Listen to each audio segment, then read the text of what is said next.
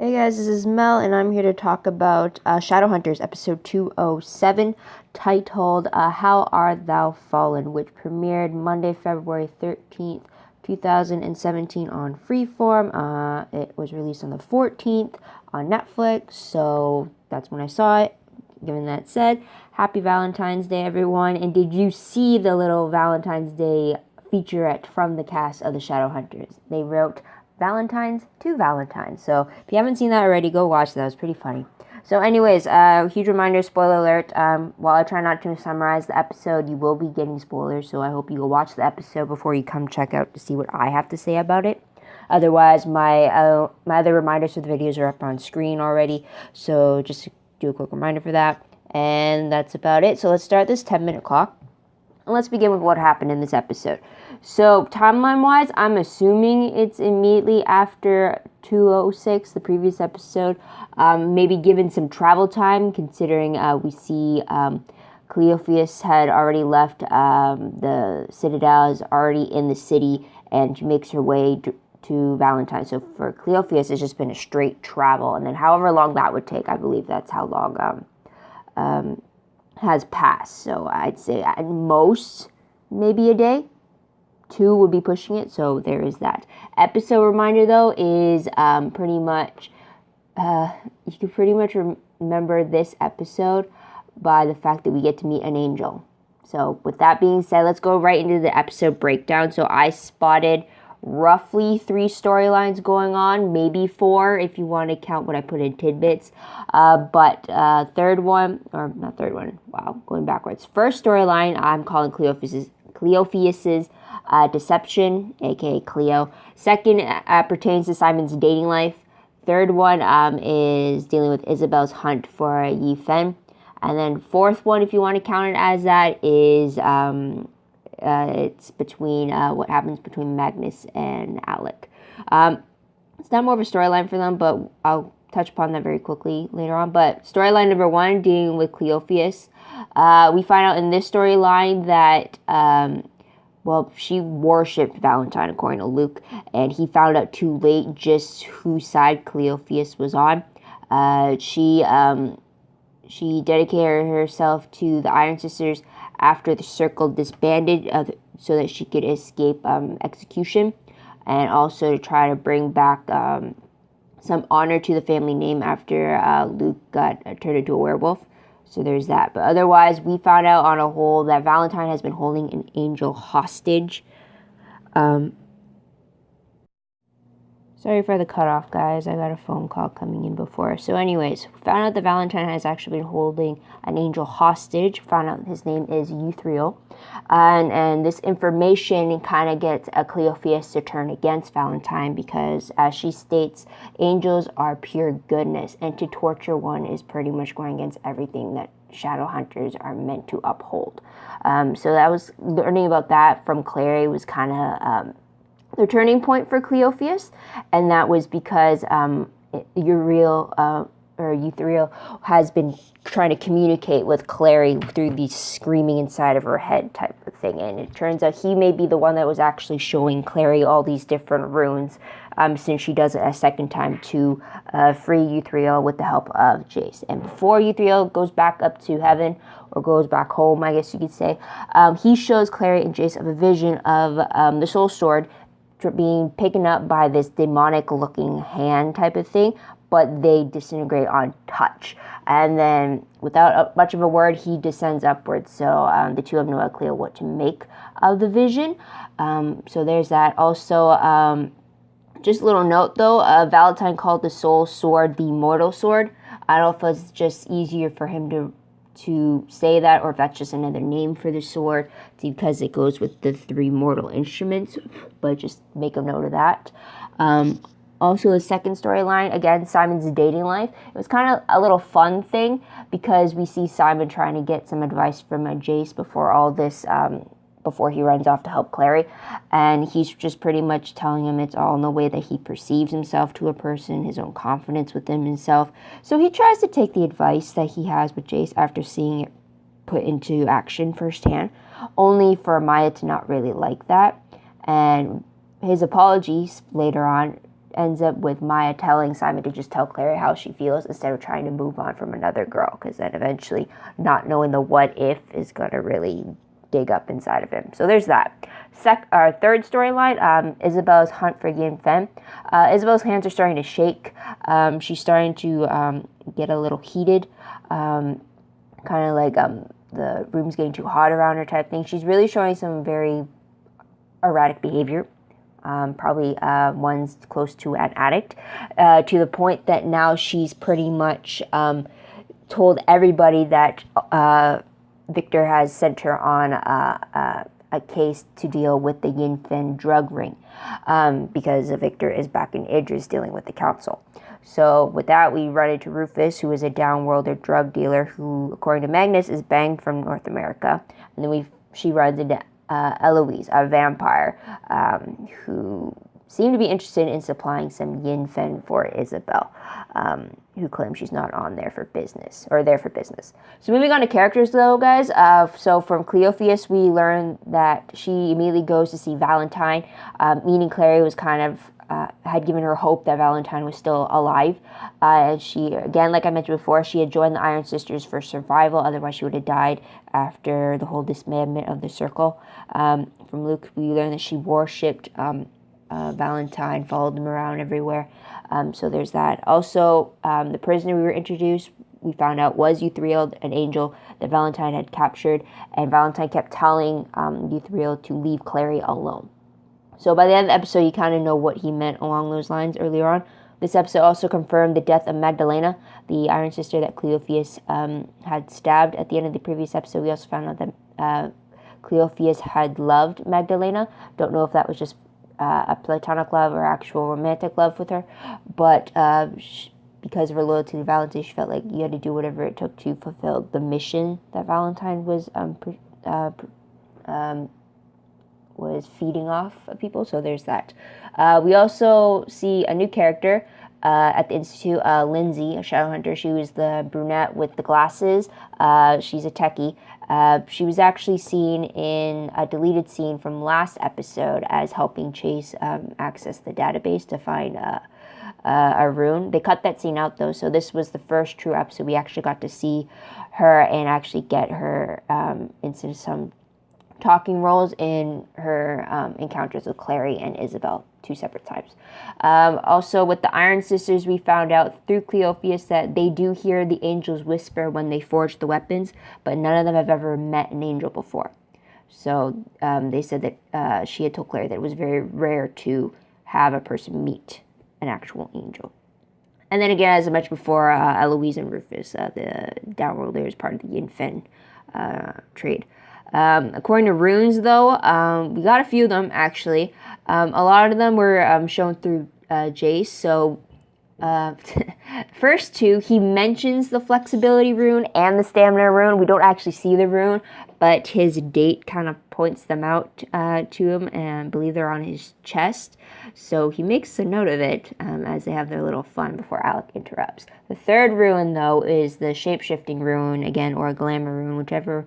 I think it's just the shape-shifting one. And Jace uses it to shape-shift himself into Simon to kind of prove to the point that it's all how you behave towards someone in order to get a date. And it's not just what you look like type of thing. So there's that. And also we get another rune through Euthriel showing Clary a rune to allow her to break free the chains that were on Euthriel that were magicked to withstand any damage to them. So there's that. Last moment, though, of the episode was Euthriel returning to the skies after showing Clary and Jace the vision. Now, going into tidbits, and now this is what I said could have been the 4th storyline if you want to perceive it as, and it was just based off of seeing Magnus and Alec doing more together. So Magnus took Alec to Tokyo and Prague for some shopping. Alec got him a little gift for it, just because. We also see Magnus comparing Jace to Casanova. So there's that. This episode was kind of the first time you kind of see that part of Jace in action. And then you also get Alec getting some sex advice from Isabel, and we actually see him take that or lead to that next step with Magnus later on. So there's that. Now, what was the most shocking moment of the episode? I have to say it was the fact that Clary is connected to an angel, Euthriel. I would have thought in the moment where Cleophas was coming to that realization, it's very easy to kind of doubt her claims, even because you kind of can't tell if she's lying for Galentine or if she's not lying and she's actually getting this whole truth from this discovery. But then in the moment that you actually see Clary's reaction to Euthriel on the rooftop, and then they have it that she's actually getting the rune and everything from him, that is kind of what confirmed the fact that she is connected to this angel. So I thought that was pretty cool. I can't wait to see what else that could mean for her. So I'm excited for that.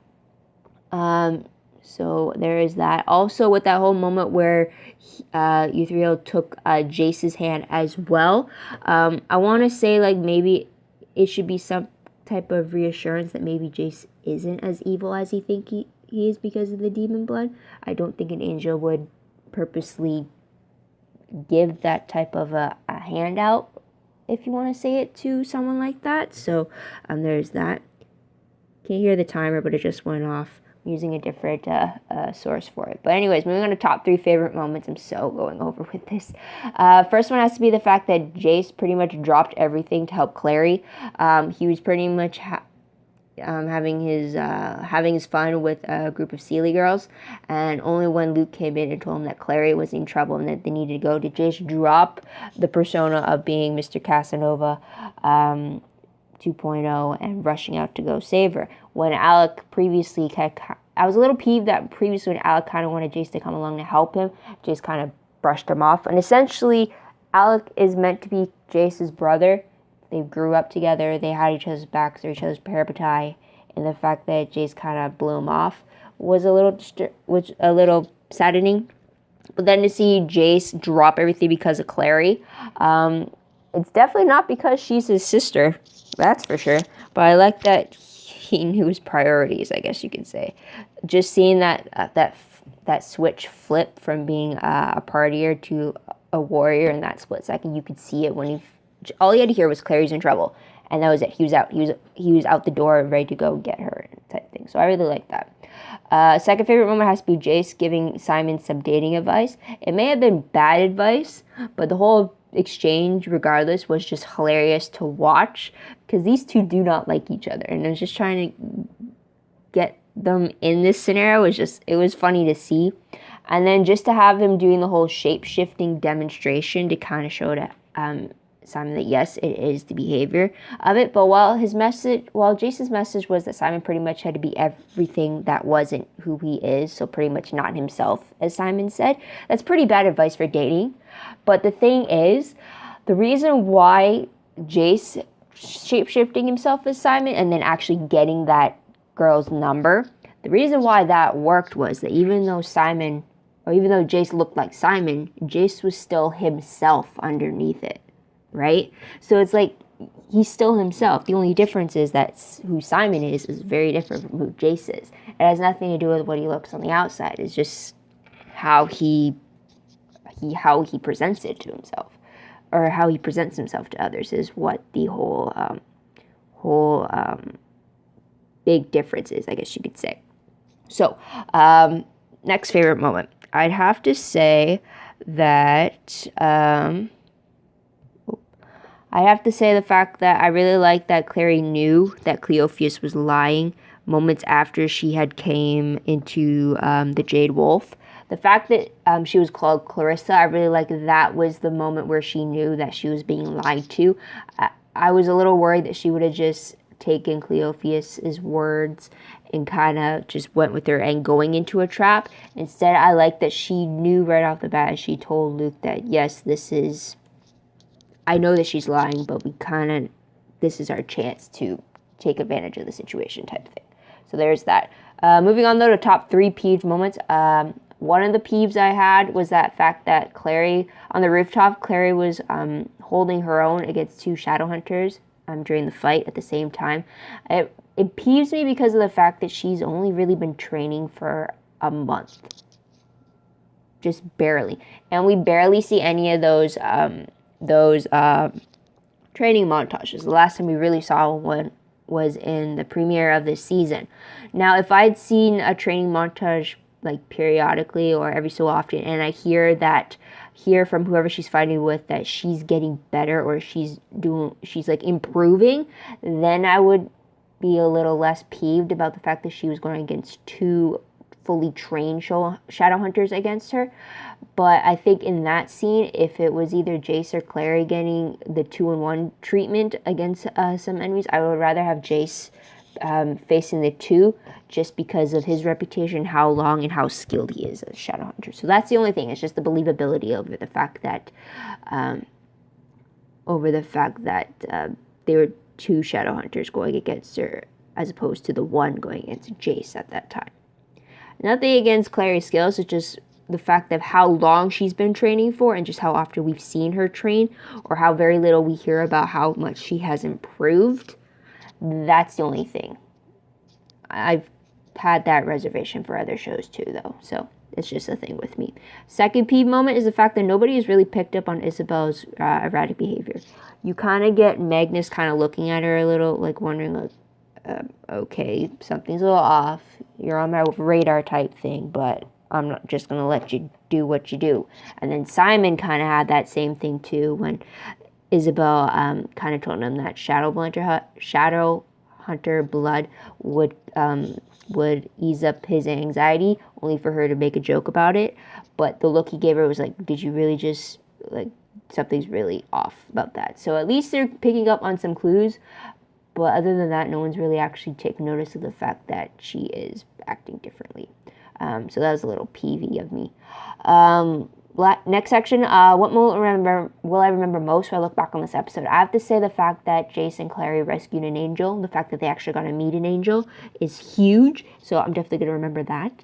But moving on to random questions. My first one has to be, has Chase always favored Seelies? We know that Isabel has a little favoring with Seelies, especially Milanor, wondering when we're going to see him again. So it's first time we actually see what Jace is like in his dating life, and it seems that he has a favorite with the Seelies. So I'm wondering if that's just a recent thing or if that's always been a thing for him. Second question, since Valentine escaped at the very end, do you think that he's going to keep Cleo as his prisoner? Is he going to use her as a leverage, or is he just straight up going to kill her, or is he going to experiment her, or is he going to use her to get some information about the Iron Sisters? Whole lot of things he could do with her, but he definitely escaped with her. So there's that. Moving on to the predictions, though, very quickly. Based off the promo for 208, it looks like Simon brings up his feelings to Clary, or it's setting up for that. Simon gets close to kissing Maya. Looks like Maris Lightwood is back, and she attacks Jace for having demon blood. Looks like Clary calls someone a murderer, and it looks like Jace knows about Magnus and Alec and he feels protective over his parabatai. And it looks like Alec is on the ledge of a rooftop. Is on the edge of a rooftop ledge. So all that is how it looks from the way that promo was cut together. Now, based on the synopsis for 208, it explains kind of why some of them were in a more formal attire. And that is because Max's rune ceremony brings everyone's fears to the forefront. Tasked with arranging his brother Max's rune ceremony, Alec decides this would be the perfect opportunity for his family to get to know Magnus. But with tensions flying among the different Shadowhunters, Max's big event quickly becomes an evening where they all must face their biggest fears. Meanwhile, Simon makes a bold move as Isabel finds an unlucky new ally. So based off of all that, the promo showed Clary calling someone a murderer. Now, when that was shown on 2 occasions, the image of Clary looked blurry, as if whoever she was talking to was in this haze, as if it wasn't actually happening. Maybe they were hallucinating Clary saying this to them. So I'm thinking that is someone's fear, and I'm thinking that maybe it might be Alec's fear, especially since he's still reeling over the fact that he was the physical force behind Jocelyn's death. So maybe that is what leads him on a rooftop ledge. Also, Simon's bold move could reference to Simon telling Clary about his feelings, which I think she's going to reject, and then he's going to go to Maya, which leads to him trying to kiss her.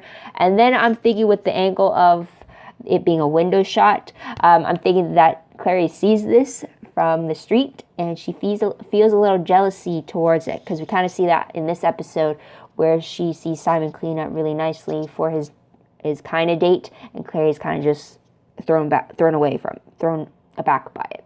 So I'm thinking about that. Now, Isabel's unlikely new ally. I'm thinking it could be Raphael, because she's kind of going into vampire venom business.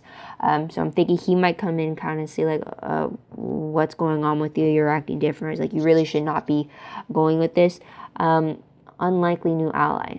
Otherwise, I'd say Magnus, but Magnus is not really an unlikely new ally. He would help her. So that's it. I think that's all I'd have to say based off of what was just given for the next episode.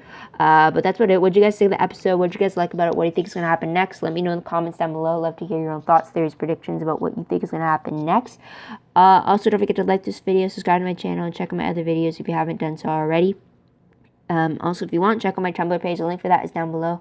I read blog promos, web clips, quotes, gifs, synopses, news, all that good stuff, all in one place. Go check it out. The link's down below.